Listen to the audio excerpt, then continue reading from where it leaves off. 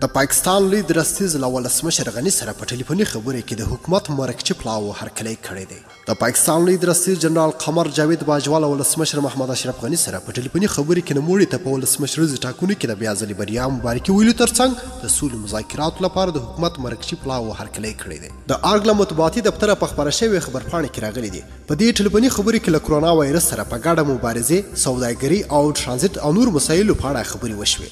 په خبرپاڼې کې راغلي د پاکستان لوی درستیز ولسمشر غني ته په ټاکنو کې د بیا ځلې بریا ترڅنګ د حکومت لخوا د ټول شموله مرکچی پلاوي د اعلان مبارکي ورکړې ده او د دې پلاوي ستاینه یې کړې ده. په دې ټلیفوني مکالمه کې د دې مسایلو سربیره له کرونا وایرس سره په ګډې مبارزې، سوداګري او ترانزیت او یو شمېر نورو مسایلو په اړه خبرې کړې دي. د خبرپاڼې په حواله په دې خبرې کې دواړو خواو هوکړې کړې ده چې سوداګرو ته به لازمي اسانتیاوې برابرې شي تر څو تجارتي توکي هېواد ته انتقال کړي. د ویډیو له کتلو مو ډېر زیاته مینه او مننه.